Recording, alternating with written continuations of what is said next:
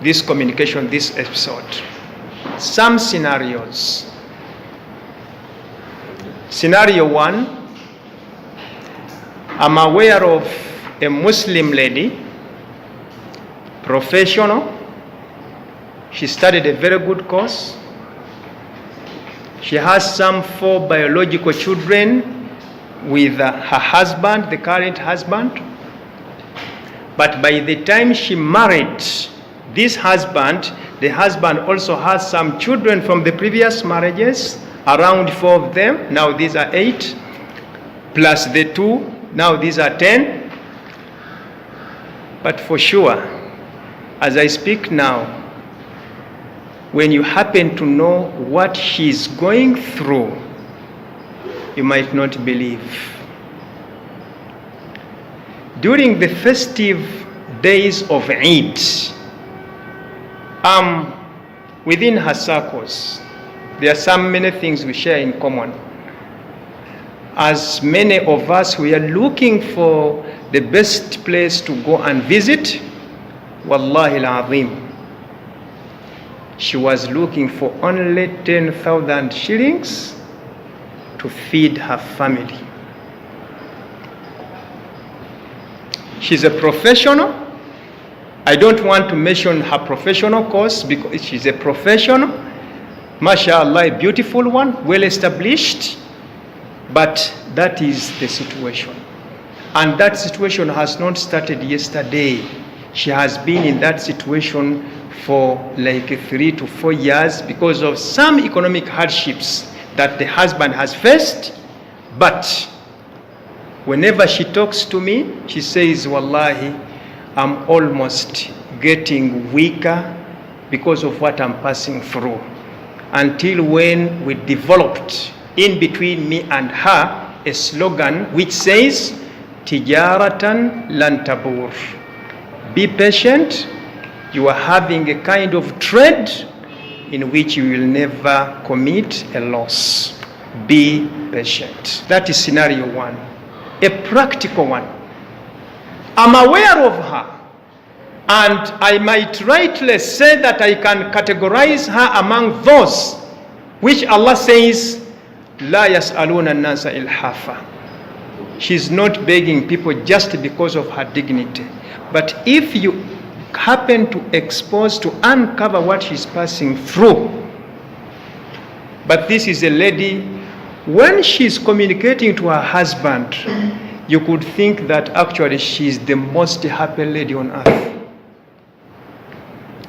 When she's talking to the husband in your presence, the way how she's talking, praising and so on, you could think, mashallah.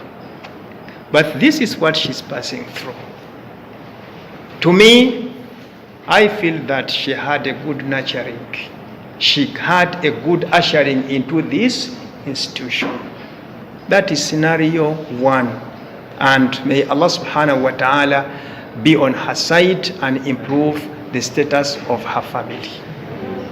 That is scenario 1. Scenario 2. I think 5 to 7 years back when I was renting, I was near to a person, a husband, mashallah, with a good wife, mashallah, and with children. The children, 3 of them have actually passed like 15 years. Let's say that they are now above the puberty. But the young woman could wake up early, prepare tea to leave for this husband and the male children. Then she could go, especially in holidays, she could go early after preparing the tea. She could go with the young daughters to go to the farm. You know? As they go to the farm, they come back at around Dhuhri time to prepare for lunch. The question is, what has the husband and the boys been doing? I swear by the name of Allah, from the day she left until she comes back, The two are just seated there, conversing, talking about Arsenal, talking about what, and so on. So the woman is more like a donkey together with the daughter. I don't know whether it's a culture, but that's it. But you could really see this woman suffering to offer light when she's melting down. Now, because I was closer, I could talk to these young boys, and I say, why don't you go out and help the mother in the farm? You know? But to them, it was not an issue. Now, this is a holiday. When it comes to the days of going back to school, the gentleman comes to me and says that, you know, Sheikh, you know, Allah subhanahu wa ta'ala has made our provision because you are our good neighbor. We don't have books. We don't have what? I once told him, my dear, when I was growing up, our father could only and only give us school fees. The rest of pocket money and others, we could go and do the mukonzi, you know, preparing the brooms and so on and so forth. Why don't these young men, okay, do such work so that they can gather some pocket money? And I even called the young boys and I told them, you know what they did? They took the case to their father. Abdul Hafiz is undermining us, is despising us. He's telling us that we should be laying bricks, we should be moving around selling brooms and so on. And by the way, the father agreed with them. If I may ask, how do you see the future of that kind of husband? If that is the nurturing, how do you look at it? Now, these are two scenarios. One is a woman who is patient, mashallah, and this is a true story. The other one is a man who is always waiting for the woman to suffer and bring the food to table. What I did not tell you, that when the man started being somehow ashamed, you know what he did? Near to where we are staying, there was these Sunday markets. These markets which are selling merchandise only on the markets which are selling merchandise on Sundays. So he gazetted a small place and he said that this is a place for Salah. He's a Muslim. Then he made one of the children an imam. After every Salah on Sunday, he could say, Wallahi Basiramu, we have here some issues, you know, the water for wudu and so on, as a means of getting some money. Now, if this is the kind of orientation, if this is the kind of nurturing, now this is a man you are soon to meet as a husband.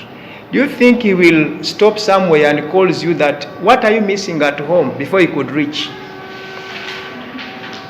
You know, those are the two scenarios. Doctor, before you leave those scenarios, please.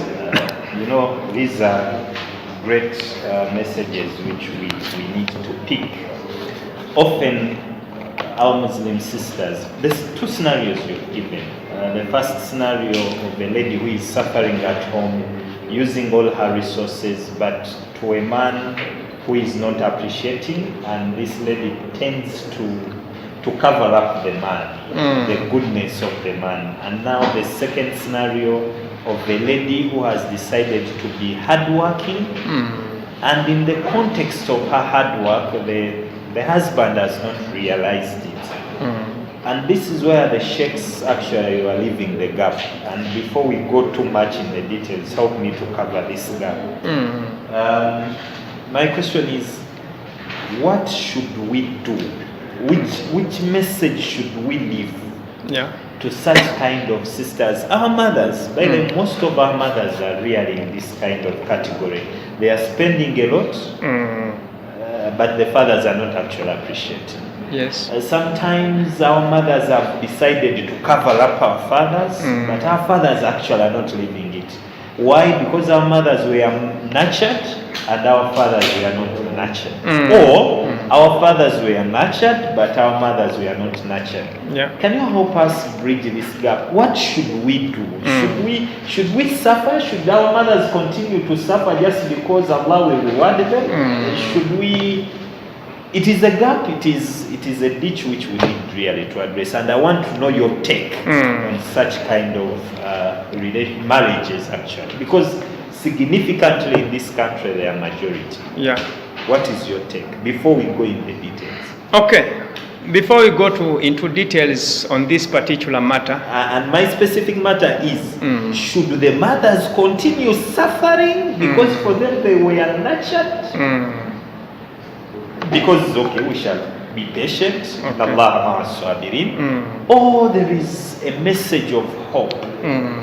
Yes, doctor. That's your take. Now this kind of situation, my take on this is that the mother should not be left to suffer, and we always give them a promise that your promise is Jannah. Yes, Allah subhanahu wa ta'ala will reward them. But we need to come out to try and rescue this situation. I think this is where the role of the religious leaders, the role of the opinion leaders come into existence. That such people have to be talked to. But at the same time, we need to find out what is the cause. Because there is, I don't know whether it's a Luganda proverb or not, you can't combine two things. You can't combine being poor and being arrogant. If you are poor, this lady could see you on her side helpful, because at least you have the physical energy, you can help. But if you cannot provide, because many times, by the way, our strength is in the wallet. You provide and you say, I have given you the what? The money. But if you have not provided financially and you cannot even come on her side, I think that is extreme injustice. That's why in that situation, the religious leaders have to come in, and also to emphasize the point of communication. By the way, it is true that our mothers were trained, were nurtured, but they also rarely communicate. Some people only listen and understand after being told. So in this case, my take is that we need all efforts in order to change that kind of situation. Okay? Finally, because time is not on our side, 4 grounds for